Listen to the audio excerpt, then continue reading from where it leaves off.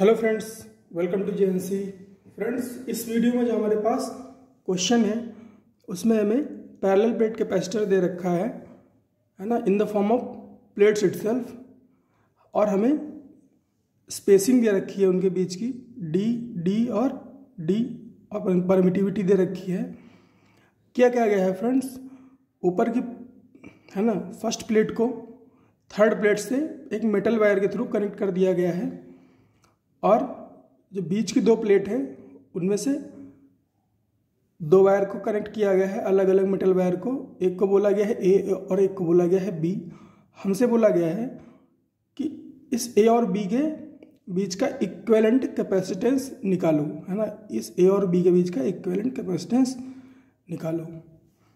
ये पार्ट 1 है। इसी तरह से पार्ट 2 में क्या किया गया है, टॉप प्लेट को बॉटम प्लेट के साथ मेटल वायर से कनेक्ट कर दिया गया है, और मिडिल प्लेट्स के बीच है ना दो वायर को कनेक्ट करके ए और बी पॉइंट बनाए गए हैं।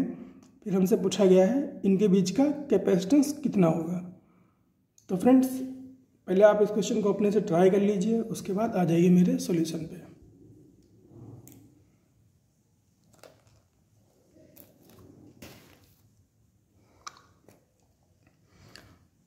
तो फ्रेंड्स, बात करें अगर इसका सॉल्यूशन की, तो यहाँ पे हमें पहले आइडेंटिफाई करना पड़ेगा कि ये जो प्लेट्स हैं, ये कैपेसिटर बना रही हैं, ये कॉम्बिनेशन किस तरह से कनेक्टेड है।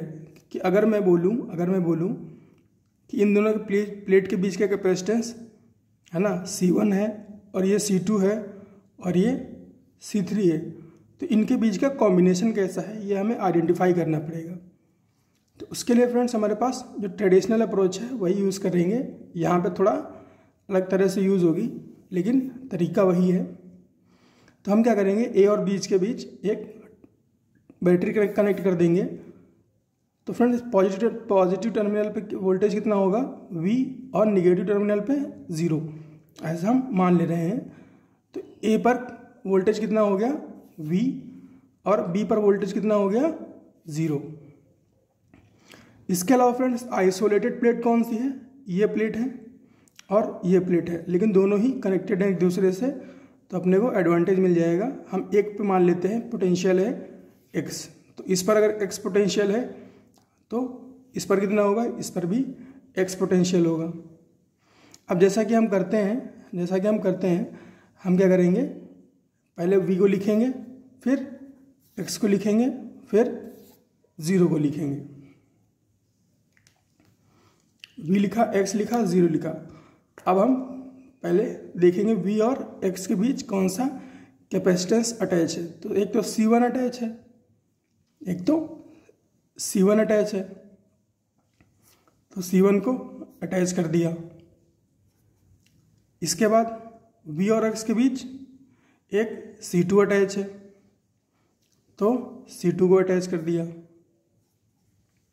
इसके बाद x और 0 के बीच कैपेसिटेंस अटैच है। इसके बाद v का खेल खत्म हो जाता है, x और 0 के बीच कैपेसिटेंस अटैच है।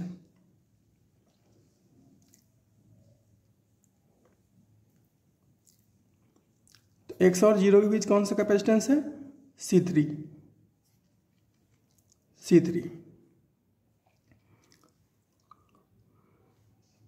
तो फ्रेंड्स, यहाँ पे कैलकुलेशन के लिए मैंने तीनों के कैपेसिटेंस को इक्वल मान लिया है।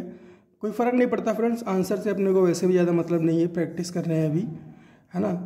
तो अगर तीनों की वैल्यू सेम होती कैपेसिटेंस की, है ना, तब वैल्यू आती C, और ये C दोनों 2C हो जाता, है ना, और ये सीरीज़ में रहता C के, तो 2C और C अगर सीरीज़ में होंगे तो क्या हो जाएगा, 2C × C divide by 2C + C, और वैल्यू आ जाती 2C/3। यहाँ पर मैंने तीनों कैपेसिटेंस को अलग अलग माना है, तो कुछ नेटवर्क ऐसा बनेगा। तो कैपेसिटेंस की वैल्यू कितनी हो जाएगी, C1 + C2, है ना, और फाइनल कैपेसिटेंस की वैल्यू क्या हो जाएगी, C1 + C2 × C3 divide by C1 + C2 + C3, तो ये आ जाती C इक्विवेलेंट की वैल्यू। अब बात करें फ्रेंड्स सेकंड क्वेश्चन की। तो सेकंड में क्या किया गया है, सेकंड में टॉप प्लेट को बॉटम प्लेट के साथ कनेक्ट किया गया है। यहाँ पर भी वही करते हैं, यहाँ पर भी एक बैटरी कनेक्ट कर लेते हैं। यहाँ पे V, यहाँ पे 0 है ना, पॉजिटिव टर्मिनल पे V और निगेटिव टर्मिनल पे 0। तो A पर कितना वोल्टेज आ गया, V आ गया, और B पर कितना आ गया, 0 आ गया। आइसोलेटेड प्लेट कौन सी है, कोई भी मान लो, ऊपर नीचे वाली दोनों ही कनेक्टेड हैं। तो यहाँ पे मान लिया X, तो यहाँ पर भी मेटल वायर के थ्रू कितना वोल्टेज हो जाएगा, X। अब यहाँ पर वैसे ही ड्रॉ कर लो, है ना। यहाँ पर भी इसको C1 मान लेते हैं, इसको C2 मान लेते हैं, और इसको C3 मान लेते हैं। तो V और X और 0, तो V और X के बीच कौन सा कनेक्टेड है, C1। तो C1 को कनेक्ट कर दिया। उसके बाद V और 0 के बीच कौन सा कनेक्ट है, V और 0 के बीच C2। V और 0 के बीच C2 कनेक्टेड है, तो C2 कनेक्ट कर दिया। V और 0 के बीच C2 को कनेक्ट कर दिया। X और 0 के बीच कौन सा कनेक्टेड है, C3, तो C3 को कनेक्ट कर दिया। अब C1 C3 सीरीज में है, C1 C3 सीरीज में है। इक्विवेलेंट कितना आ जाएगा, C1 C3 divide by C1 plus C3 plus C2। तो ये इसका इक्विवेलेंट कैपेसिटेंस आ जाएगा। अगर C1 इनकी सबकी वैल्यू सेम हो, मान लीजिए कि इनकी सबकी वैल्यू सेम होगी, तो आंसर कितना आएगा, ऐड कर लो multiply, C² by 2C plus C। तो ये कितना हो गया, C/2 प्लस C, 3C/2। ऐसे आंसर इसका आ जाएगा। तो इस तरह के क्वेश्चन को ऐसे सॉल्व करते हैं। ऑलराइट फ्रेंड्स, इस क्वेश्चन में इतना ही सिखाना था। मिलते हैं नेक्स्ट क्वेश्चन में।